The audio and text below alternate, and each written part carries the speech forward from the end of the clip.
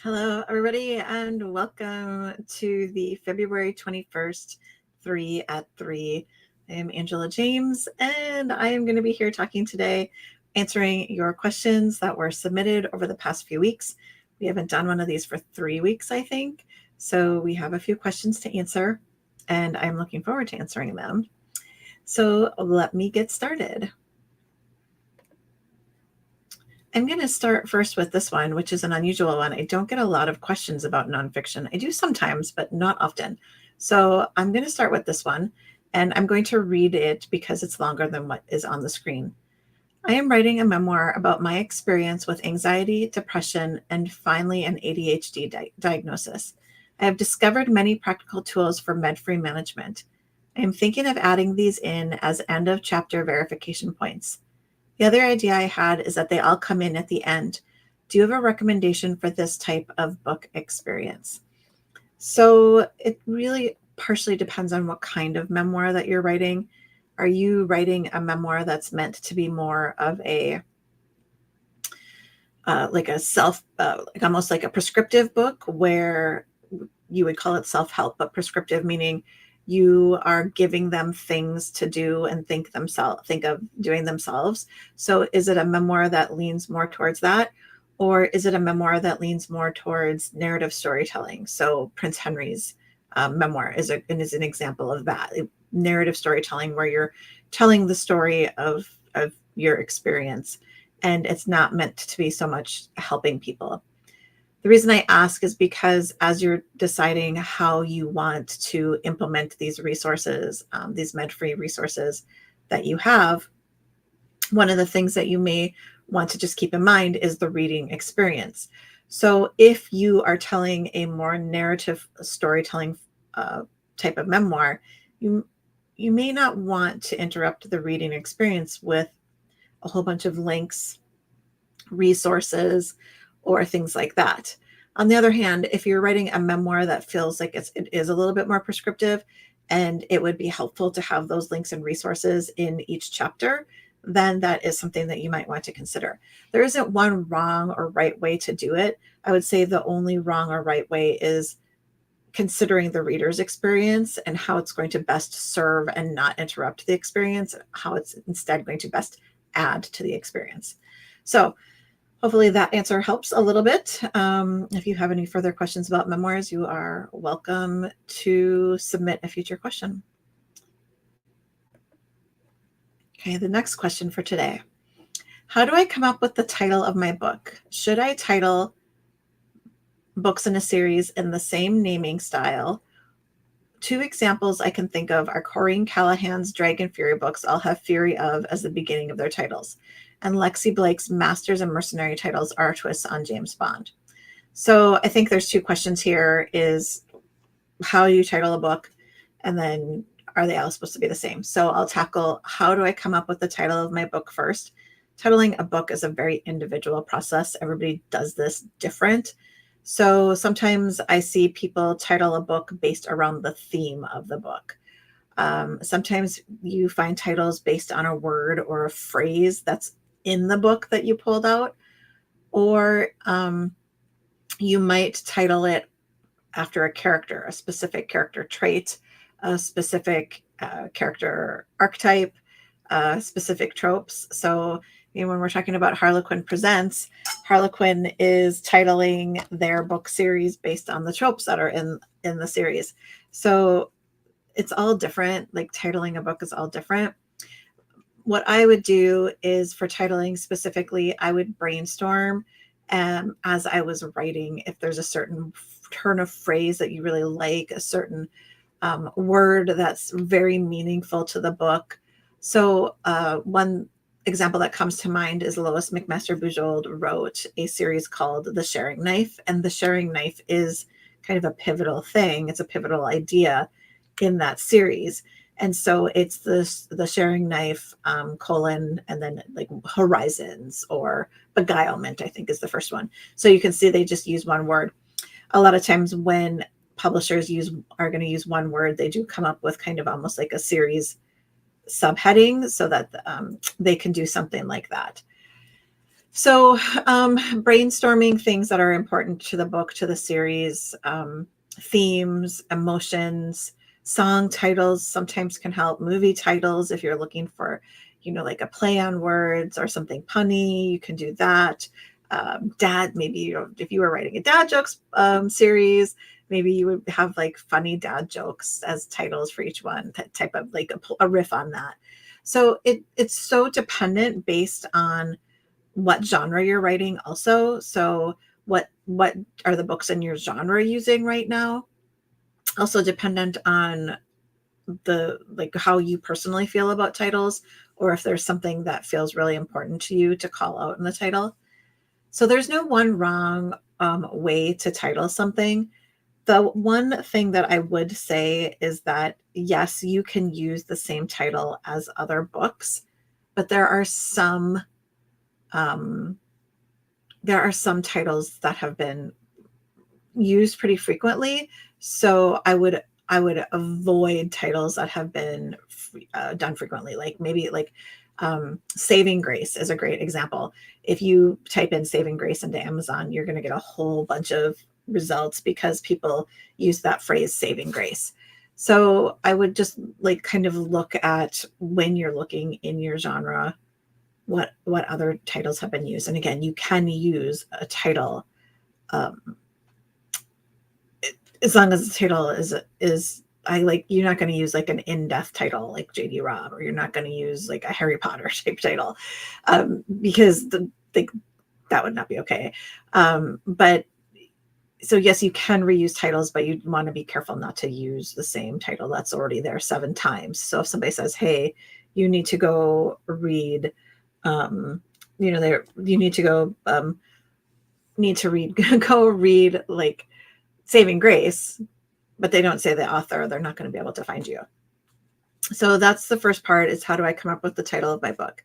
The second part, should I title books in a series in the same naming style? This is again genre dependent, but also taste dependent. It can be great because it ties the series together. And so that can be really helpful.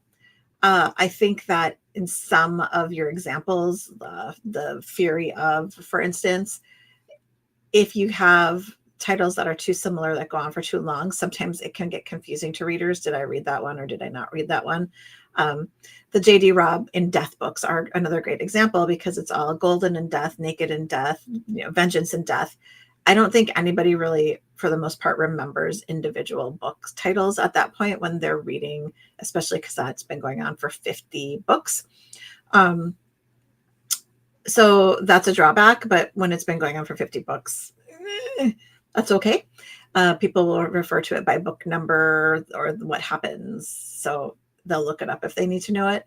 I think there's something to be said for if you're going to have a long running series like JD Robb has, or like some mystery series, having a titling convention in the same naming style. I think there's something to be said for that because it becomes easily recognizable if the series grows.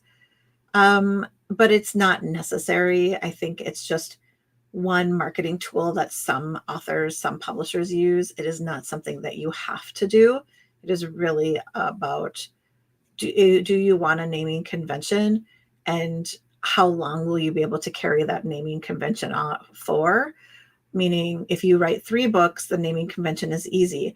If you write 10 books in that series, are you going to still be able to use that naming convention? So that's just something to think about as you're doing the titles. Okay, so that is all my thoughts on titling books. Let me know if you have any follow-up questions. The last question is, I have been answering this question. When everything seems important, how do you decide what your priorities are? I answered this question several times today, actually, and I've been getting this question a lot.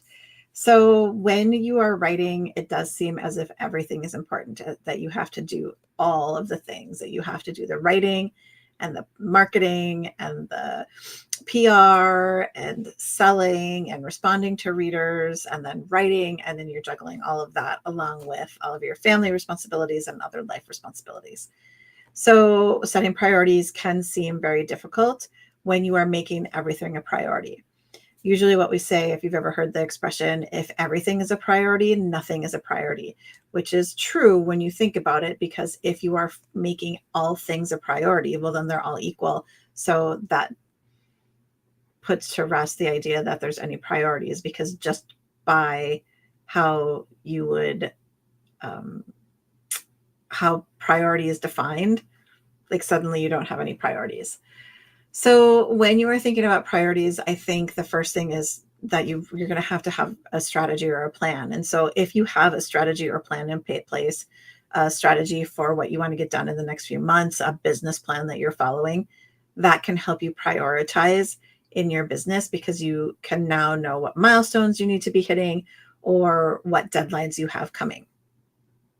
But if you go, yeah, but Angela, still, I have to put marketing and writing and PR and all that stuff on my plan and in my strategy, which one do I give the most importance to? Well, it's going to depend on where you're at in your business. If you're a brand new author, then writing and publishing the books in some way is going to be the priority. So the tasks that are associated with that are going to be more important than it is going to be marketing yourself, because it's no use marketing yourself if you don't have a book that you're going to be selling or querying. So if you're at that point in your journey, then I would say, okay, well, writing the book is the most important, and that's where you're going to choose your priorities. But if you're at a point in your journey where, let's say, you have 10 backlist books and you don't have much of a readership, then I would say, all right, well, are you just writing books for the fun of it? Which, if you are, that's okay. Writing can just be a passion. It can be a joy for you. That's good. That's fine.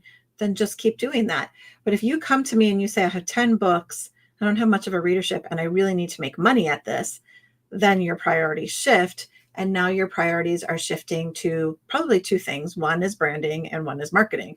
So now you're going to shift your priorities for a bit to those activities, because there's not much use continuing to write books that nobody is reading, or that you don't have a readership for because you haven't gone out to look for one, if your goal is to make money. So priorities shift depending on not only where you're at in your career, but also what your goals are. Now, one thing that can be really hard when we're talking about priorities is setting a perspective, like getting a perspective. So I used this analogy today in a meeting, and I actually looked up a little bit of information about it because I knew I wanted to use it again here. Many of you may have heard this analogy because it originated back in 1996. So then Coca-Cola's former CEO, Brian Dyson, was delivering a commencement speech at Georgia Tech Institute in 1996. And he brought up the idea that some parts of your life are glass balls and some of them are plastic balls. And you have possibly heard this analogy, because when I was doing the research, I found that Nora Roberts apparently used it a few years ago. I have a business coach that used it. I have heard it from several business entrepreneurs. So it's since 1996 been floating around in different realms and kind of like different ways of thinking about it. But the idea is, if you are trying to put a priority on something, you ask yourself, is this a glass ball where if I drop this thing, if it doesn't get done, then something breaks? So the process can't move forward. So in terms of your writing, is writing the book a glass ball? Is getting a book finished the glass ball? The answer is usually yes, because if you don't get the book finished, or if you don't get the glass ball moving forward, if it drops and breaks, well, then you can't do anything after that. You can't publish a book. You don't have a book to market. You don't have a book for readers to read. So writing the book, it can be considered a glass ball. Now, on the other hand, we have the plastic balls, or in some cases, people call them rubber balls. Either way, if you drop it, it doesn't break, it bounces, meaning it will come back to you, or it can come back to you at some point. So in that case, when you're the brand new author, writing the book is the glass ball, and marketing is the plastic ball, because nothing is going to break in your process if you're not marketing right now.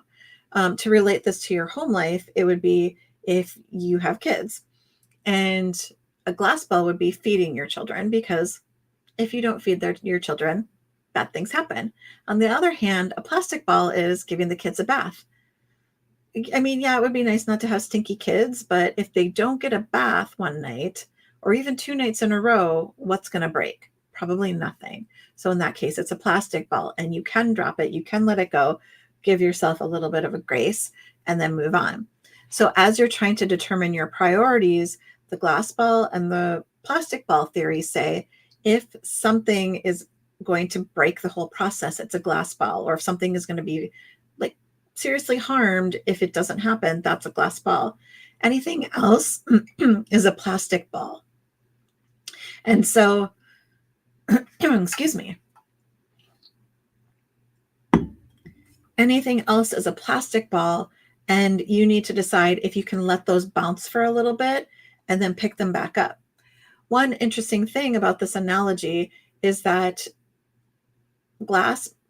plastic balls can become glass balls. So if you let something go too long and you don't do it at all, and so in that case, it would be, as an early writer, if you don't ever do marketing, you become that second example where I was saying somebody who has 10 books and no readership, but they want to make money. Then your no marketing has now become a glass ball. It's moved from being a plastic ball to being a glass ball. So at certain points, things can move along the spectrum and change your perspective of them, because you can only let them bounce for so long. And then they become dented and cracked. And now we're taking this analogy really far. But what I'm saying is sometimes things can be temporarily plastic balls, but they eventually do become glass balls. So that's another way of looking at how you decide what your priorities are, is just putting into perspective. The other thing is to take it in slower time measurements. Sometimes we tend to look at things as over long periods of time, and it might be better for you to just look at things on a weekly basis, on a daily basis, or a monthly basis, so that you're like, what's important right now? Because sometimes we become overwhelmed with all the things that have to be done over time. And so the best thing that we can do is break it down and prioritize it on a short-term level. And that allows us to make short-term priorities, and we can decide, okay, here's what I need to do on this level. One thing that I suggested to somebody today is, if you are doing weekly or daily priorities, I always suggest doing it in threes. And the reason I suggest 3 priorities is because 1 is usually not enough unless you have a really big task. And 4 or 5 just becomes overwhelming. 3 allows you to have some flexibility in what you're choosing. But also, if you look at it in the terms of the glass balls and plastic balls analogy, you can, if you have 3 priorities, 2 of them can be glass ball priorities, and then 1 could be a plastic ball priority, and you can move things along in that way. And perhaps that would be helpful to you to think about as well. So that's some ways about thinking about how to prioritize things. If you have any questions, please let me know. That's it for today's 3 at 3. Thanks so much for joining me. I hope you found some of this helpful, maybe took a nugget away. We will be back with the next 3 at 3 in March after I come back from Hawaii. See you all in March. Have a great rest of your February.